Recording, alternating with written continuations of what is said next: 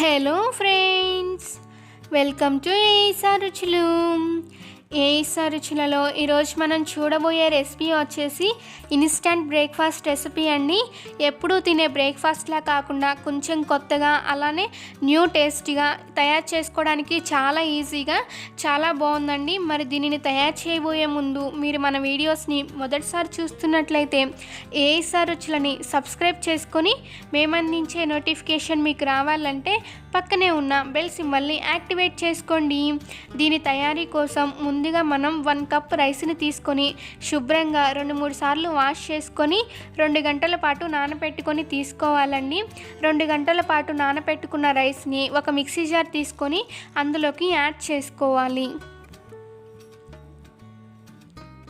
ఇప్పుడు ఇందులోనే చిన్న కప్పుతో 1 కప్పు వరకు పెరుగుని యాడ్ చేసుకోవాలండి.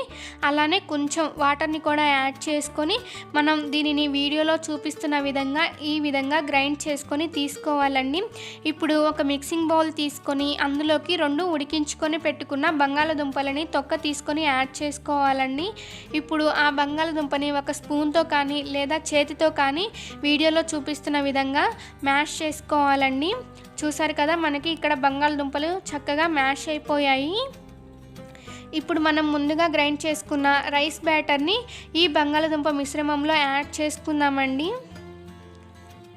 ఇప్పుడు మనం బంగాళదుంప మిశ్రమము మరియు ఈ రైస్ బ్యాటరు 2 కూడా బాగా కలిసిపోయే విధంగా కలుపుకోవాలి.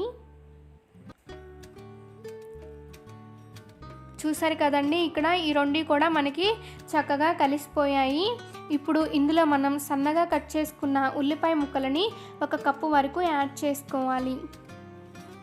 అలానే సన్నగా తురుముకున్న అల్లం ముక్కలండి, మరియు సన్నగా కట్ చేసుకున్న పచ్చిమిరపకాయ ముక్కలు, కరివేపాకు, అలానే తురుముకొని తీసుకున్న 1 కప్పు క్యారెట్ని వేసుకోవాలండి.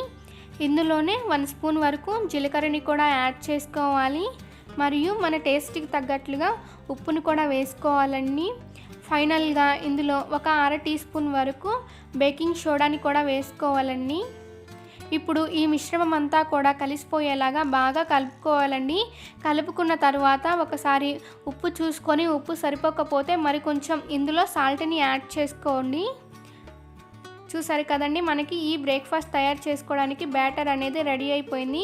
ఇప్పుడు మనం ఈ రెసిపీని తయారు చేసుకోవడం కోసం స్టవ్ ఆన్ చేసి ప్యాన్ పెట్టుకొని అందులో 2-3 టేబుల్ స్పూన్ల వరకు ఆయిల్ని వేడి చేసుకోవాలండి. ఆయిల్ని ఇలా ప్యాన్కి మొత్తం స్ప్రెడ్ చేసుకోవాలి. ఇలా స్ప్రెడ్ చేసుకున్న తర్వాత మనం ప్రిపేర్ చేసుకున్న బ్యాటర్తో ఈ విధంగా ఈ రెసిపీ అనేది తయారు చేసుకోవాలండి. దీనికి మనకు కొంచెం ఆయిల్ ఎక్కువగానే పడుతుంది. ఇది చాలా టేస్టీగా ఉందండి.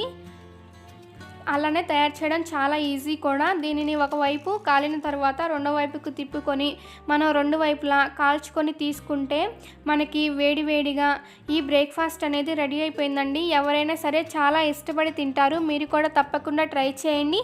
టేస్ట్ ఎలా ఉందనేది నాకు కామెంట్ చేసి చెప్పండి. ఈ వీడియో మీకు నచ్చినట్లయితే లైక్ చేయండి, అలానే షేర్ చేయండి.